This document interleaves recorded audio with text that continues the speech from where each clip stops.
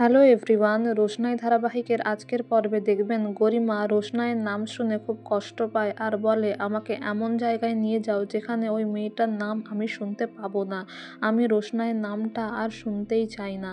আর এদিকে সুরঙ্গমা অভিনয় করতে থাকে, বলে যা কিছু হয়েছে রোশনাইয়ের জন্যই হয়েছে। ওই আমার মেয়ের এই অবস্থা করেছে, আগুনের দিকে ঠেলে দিয়েছে। আরণ্যক বলে, দয়া করে আপনি চুপ করুন, আগুনের কথাটা বারবার আর বলবেন না।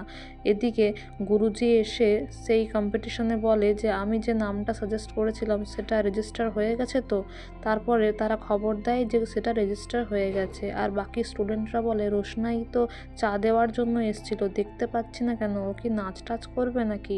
এদিকে স্টার ডান্সার শো মানে ডান্সের রিয়েলিটি শো স্টার্ট হয়ে যায় মুম্বাইতে। অডিশন স্টার্ট হয়ে যায়, এক এক কন্টেস্ট্যান্ট আসে, নাচ করতে থাকে।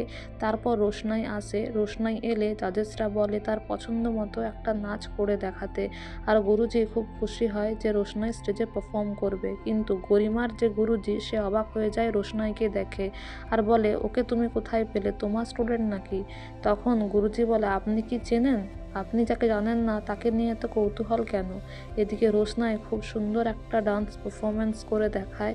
খুব ভালোভাবে নাচ করলে সবাই মুগ্ধ চোখে তার দিকে তাকিয়ে থাকে। কিন্তু গরিমার যে গুরুজি, সে একটু অস্বস্তিতেই পড়ে, তার ভালো লাগে না। কিন্তু জাজেসদের খুবই পছন্দ হয় রোশনাইয়ের ডান্স। এমনকি আদার্স যে কন্টেস্ট্যান্টরা আছে তারাও খুব হাততালি দেয় রোশনাইয়ের জন্য। আর গুরুজি খুশি হয়। এদিকে গরিমা বলে, রোশনাই আমার লাইফটা হেল করে দিয়েছে, আমার ক্যারিয়ার, আমার নাচ কেড়ে নিয়েছে আমার থেকে, এমনকি তোমাকেও কেড়ে নিয়েছে আরণ্যক। আর এদিকে আরণ্যক বলে, কি আমাকে তোমার কাছ থেকে কেড়ে নিয়েছে? প্লিজ তুমি এ কথা এখন বলো না।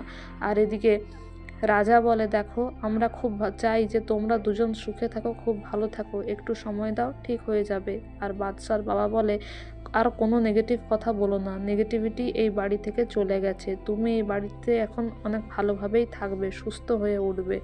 তো বন্ধুরা, এই ছিল আজকের আপডেট। Thank you.